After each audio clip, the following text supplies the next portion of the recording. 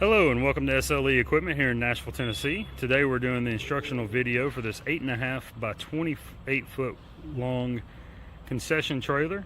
It is black with silver trim. First thing we're going to talk about today is the power source.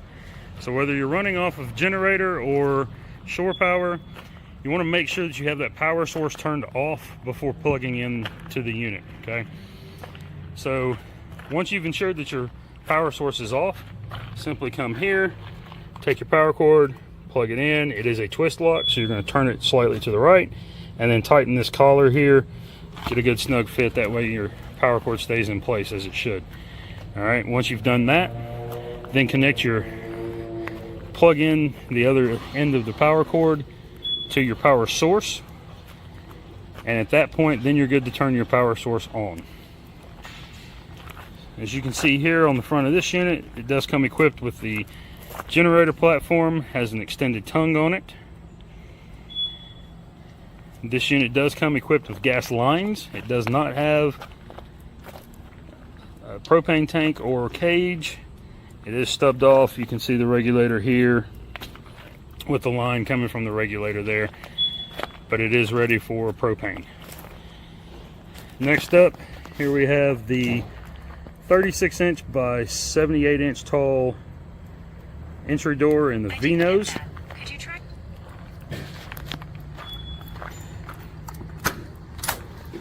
Inside the V-nose here, you see the vent on the wall. Immediately to the left here is the light switch. Turns on the LED strip light in the ceiling there. Up here on the wall you see the electric panel.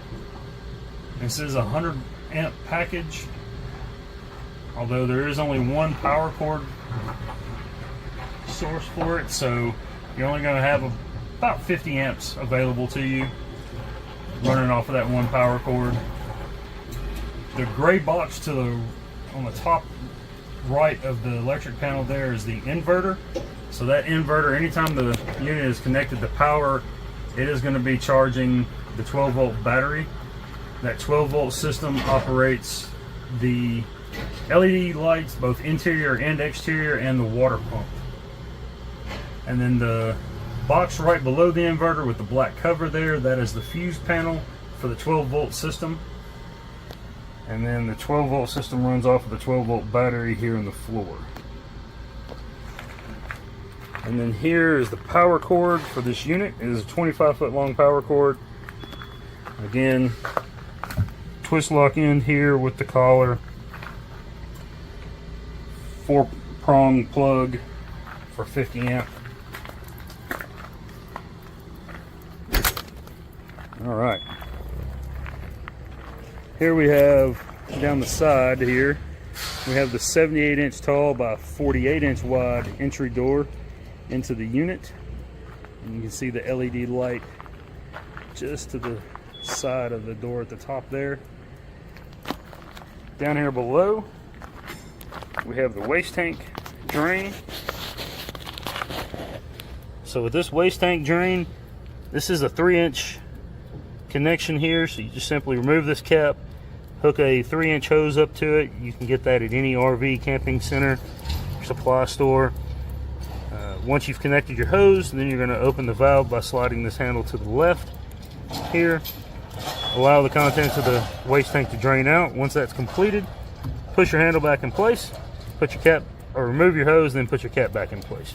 Don't forget to stow your hose away at that point. All right, take a quick look down the side of the unit here.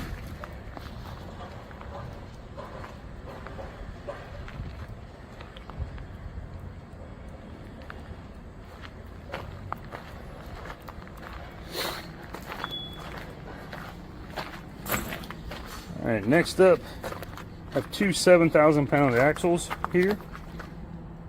You see the steel wheels. Sorry for that. See the steel wheels here. One quick note on these. In the center of the hub here, you see the rubber cap here. Behind that rubber cap, you just simply pull that out. Behind there is a grease fitting. So once every 10,000 miles or 1 year, whichever comes first, you'll need to remove that cap on each of the 4 wheels. and connect your grease gun to it. Just grease that bearing and hubs there. That way you keep those in proper working order. And extends the life of the hubs and bearings there. Moving on down the trailer, next we have a stabilization jack here on the rear corner. There is one on all four corners, and I will show you all of those. The stabilization jacks are just that. They're for stabilizing the unit, keeping it from rocking as much side to side.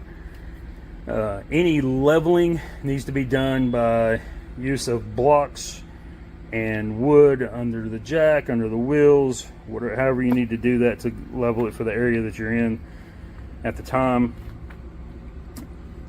Using the stabilization jacks to try to help level the unit could damage the stabilization jack or the unit itself, the frame, whatever. So just want to emphasize, please do not try to use those stabilization jacks for leveling. They're only for stabilization of the unit.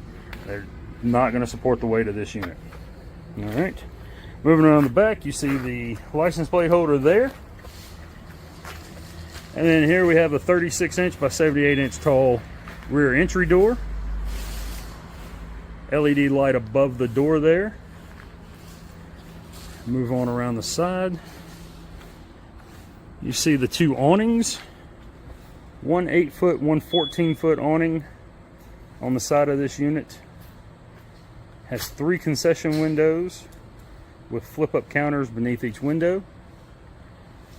We'll take a closer look at those. So this first one here, this is a 5-foot concession window, 3-foot tall. You see the LED lights on either side of it. Flip-up counter there. It's black with silver trim as well. And then to lower the flip-up counters down, simply come here, depress one latch, come to the other end, depress that latch, and lower the counter down. Pretty simple operation there. All right, and the windows in the back here, it's 2 split windows there. There are 4 pieces of glass total in that, and then a screen in between the glass there.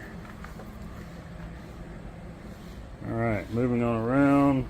First we'll show you this stabilization jack in the rear passenger side. The 2 10,000-pound or 7,000-pound axles, sorry for that. Here on the passenger side, steel wheels, again grease fittings in the center of the hubs on both of those. And then here we have the 2 5-foot concession windows toward the front of the unit. Now this one, both of these windows have horizontal sliding windows in them. You can see the 3 LED lights, one on either side of the 2 windows and then one in the middle of the windows. Flip up concession counters. Same operation to lower those as what we just saw at the back there. All right. Water access panel up at the front passenger side corner here. So simply open this door. You're filling the fresh water tank in this unit. You're just going to unscrew your cap, insert your hose here, fill that tank. Once done, remove your hose, replace your cap. And you want to make sure you replace the cap so you don't have any air openings for air to get in. You'll know when you start running water in the unit if you do. And then this here is for the pressurized system, so it's your typical water hose fitting there. It does have a screen filter on the front of it here. Simply hook your water hose up and that will bypass the fresh water tank, and it pumps water directly to the water pump and the water heater on the unit. And this key will be inside the unit around the faucet. All right, so let's talk about the gas. So the gas on these units is the most dangerous piece of equipment on any of these units. So you want to make sure that before turning on the gas, you have your concession windows open and you turn on the exhaust hood in your unit. Once you've done so, then you can, and then make sure all of the appliances inside your unit, the knobs on those are all in the off position as well. Once you've done that, come outside here, turn on your gas. So this is in the on position. So anytime you're looking at any of these valves here, if you see the handle is not in line with the gas line, that means that valve is closed. So here you would just simply connect to your tank, however you're going to provide propane to the system. Connect to it here with your hose, turn on or open up the valve at that connection, and then come here. Before you turn this on, this is a vent right here on the back of the regulator. You want to make sure that you don't hear any hissing of gas coming out of here or smell an abnormal amount of propane there. If you do, it's potential that you have a problem with your regulator. So you want to shut it back off and contact your local gas company, have them come out and service the unit, make sure that everything is working properly. Okay, but if everything checks out here, next step, turn your gas valve on. Once you do that, you'll hear an initial whoosh of gas run through here. That's all you should hear. You should not hear a continued flow of gas through that. If you do, shut this back off. Check the knobs on your appliances first. As long as if everything is off there, then you potentially have a leak. Anytime you hear continuous gas, that gas is moving somewhere. So you don't want to be inside the unit if you have a gas leak. So once you've checked your knobs, if all of the knobs were off, come back out, turn that back on again. If you still hear gas flowing, then at that point you need to shut that back off, contact your gas company, have them come out and service the unit. I will show you one area of concern on these units. The gas lines do run underneath the trailer. Okay, so during transit, there exists a potential for road debris, whether it be rocks, wood, chunks of rubber, whatever could be on the road, to kick up off the road, hit that gas line, and potentially damage it. So if you hear that continuous flow of gas, please shut it back off, contact your local gas company, let them come out and service the unit. Better be safe than sorry. And if there is any issues, let them make any necessary repairs before operating the unit. Okay? However, once everything is checked out with the gas on here,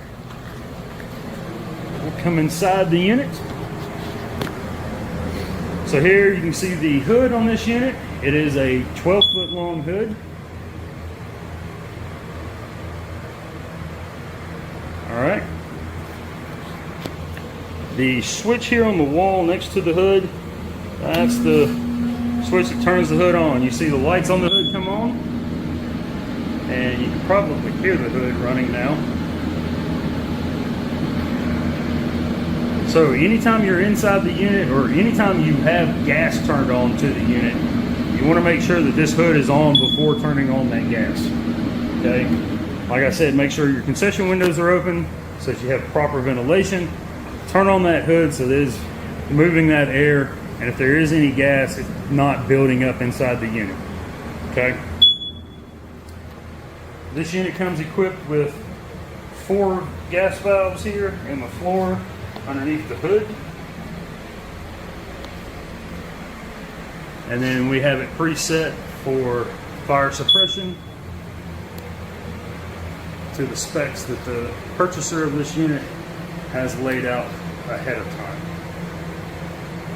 All right, now with these grease filters in the hood here, once a week you're going to need to pull those grease filters out, wash them with soap and warm water. Just get them good and keep them good and clean. Minimum once a week you need to do that. That way it helps prevent any grease fires in the hood. To take these out, just grab the bottom, push up. You see the gap there at the bottom, you can tilt it out, lower it down. Okay, to put it back in, reverse. So you're just going to go in first, all the way up, tilt the bottom in, set it back down in there. Pretty simple to pull these out. Next thing you want to do is make sure that your gaps in between your filters is as tight as possible. That way it helps prevent grease from getting in there and inside the hood, and it helps any larger objects that could get sucked into the hood there from hitting that fan. The main concern is grease getting in behind there. You just want to try to keep that to a minimum, that way help prevent any grease fires inside the hood there. Okay. In behind here there are two grease cups.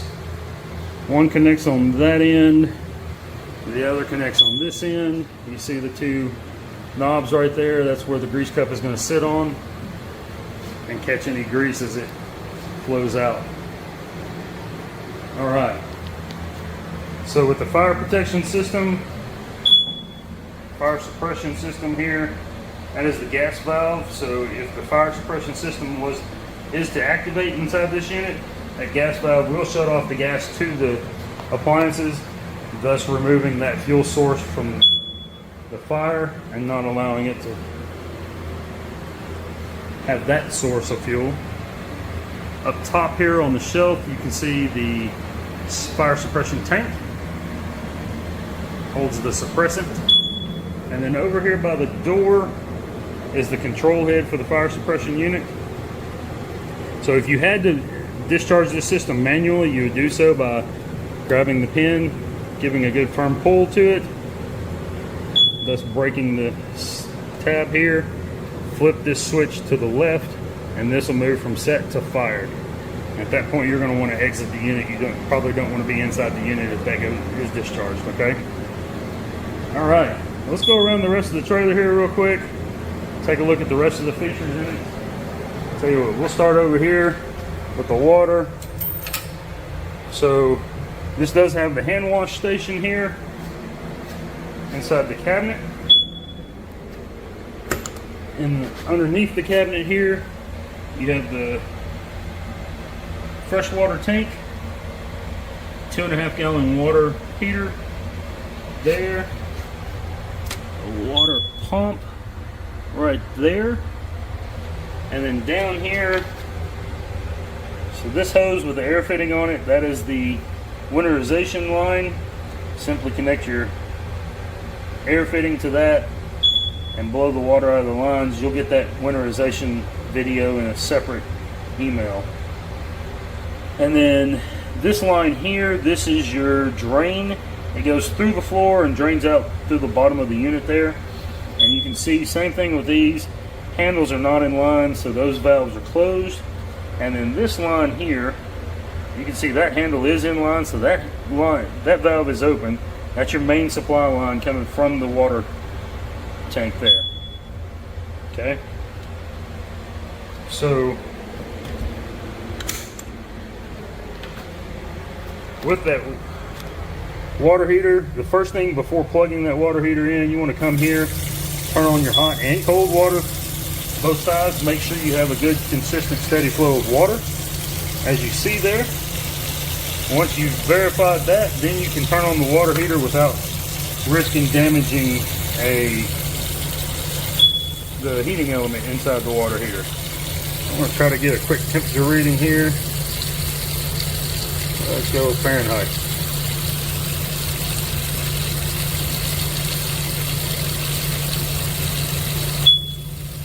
Hopefully this will get out. I like to see 115, 120. Hopefully it'll get there. It's not been plugged in and running that long, but we'll see here.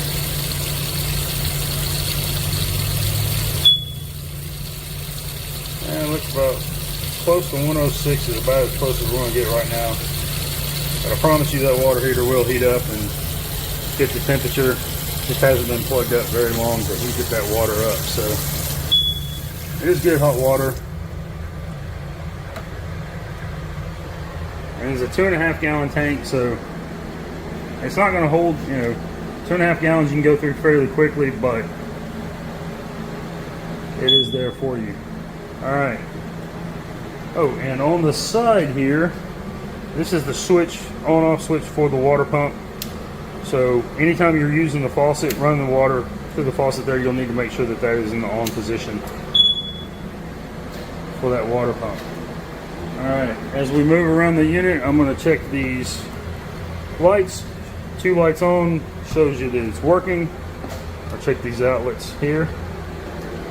And then here we have a shelf that runs the full length of the trailer. About a 26-foot long shelf once you get past the cabinet there for the sink. Outlet in between the concession windows here. That one works. That one works. It does open up here for this 9-foot section where it's a little wider. It's about a 30-inch wide shelf right there. On the wall here, flashing 0 and LB, that is the carbon monoxide and gas alarm, explosive gas alarm.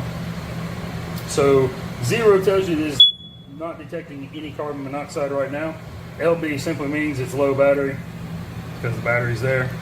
That battery would be dead by the time the purchaser takes possession of the unit. So for that reason, I do not have it in there. A couple of things with this real quick. If you wanted to pull this plug out from here and have it plugged in, but with the unit mounted somewhere else on the wall, off to the side, whatever, simply remove this back cover. Power cord is wound up on this side. The battery does go on this side in here, and there is a mounting kit inside there on that side as well. But you can pull that plug out, like I said, have it plugged in to the outlet and have this mounted on the wall down there, up here, whatever. You can mount it. I guess the closest electrical outlet on the driver's side is there, but you can pull that cord on down the wall and have it mounted over here somewhere if you wanted. Alright, so this does come with the unit. I'll let that be the proof that that outlet works, and then we'll check this one. 2 lights, it's good. I almost did forget, above the counter here we have a 9-foot shelf here in between the second concession window and the rear concession window. Alright, another outlet down here on the wall next to the concession window here. 2 lights, it's good. Inside of the rear entry door there. Alright, moving on around. And here on this wall we have a 10-foot shelf. Runs from between the hood and the door, entry door at the front. We'll check this outlet here, and that one is good. All right, here we have the light switches. So this first switch is for the lights inside the unit here. These last 3 switches here are for the exterior lights, the one above the entry door on the driver's side, and then the light at the back of the trailer above that entry door, and then the 3 lights, or I'm sorry, 5 lights around the concession windows. All right, and then to extend and retract the awnings, that's done here. So this first one gets the 14-foot awning at toward the front of the trailer, and then this second one that gets the 8-foot awning at the back of the trailer there. All right. One last thing with the fire suppression system, you do, as part of the package, you receive a Class ABC and Class K fire extinguishers. The Class K is required in every commercial kitchen in the United States. All 50 states require that, and then the ABC extinguisher is required as well. So we do provide those as part of the fire suppression package. And then up here on the wall next to the entry door at the front of the unit, concession trailer safety guidelines and procedures. It's just going over things like general safety and maintenance, startup procedures, shutdown procedures, and before transit.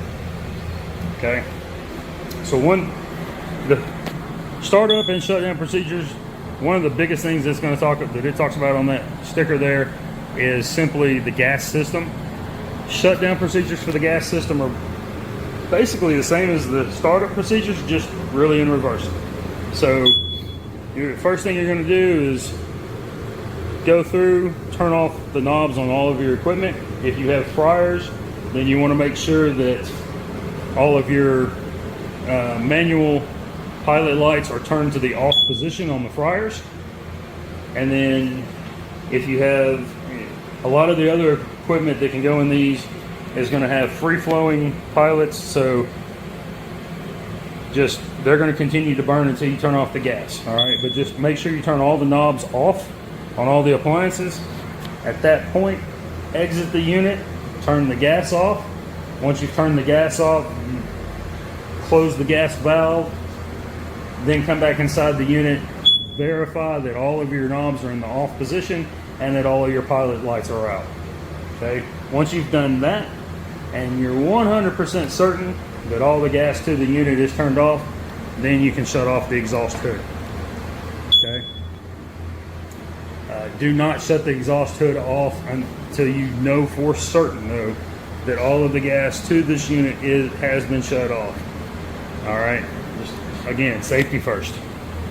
All right, looking at the rest of the unit here, we have 1, 2, 3, 4, 5, 6 LED strip lights inside the unit here. Then we have the 15,000 BTU air conditioning unit. This knob here at the back is your hot-cold temperature knob, so you can select what temperature you want there.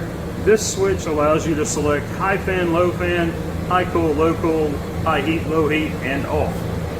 And then these two switches here, those are simply, if you flip that all the way to the front, it shuts off airflow to out of the back of this, and air would then just be coming out the front. So those are just directional switches there. You can turn off the direction, or turn off the airflow out of one side or the other. All right. The unit does come equipped with the rubber coin flooring all throughout. This is a solid one-piece matte flooring. As you can see, as we've been going around the trailer, aluminum mill walls, aluminum mill ceiling and trim.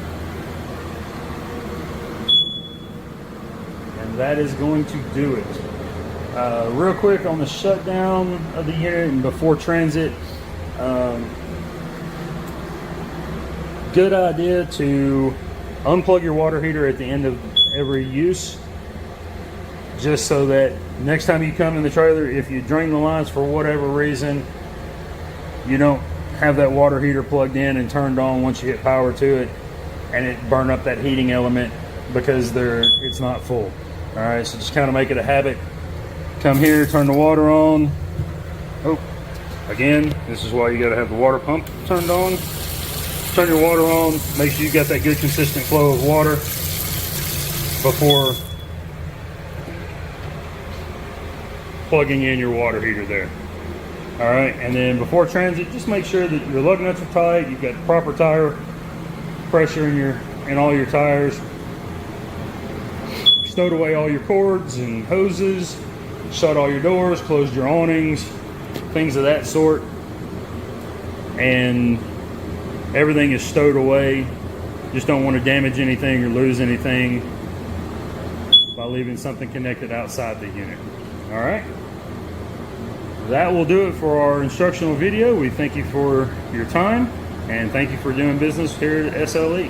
Have a great day.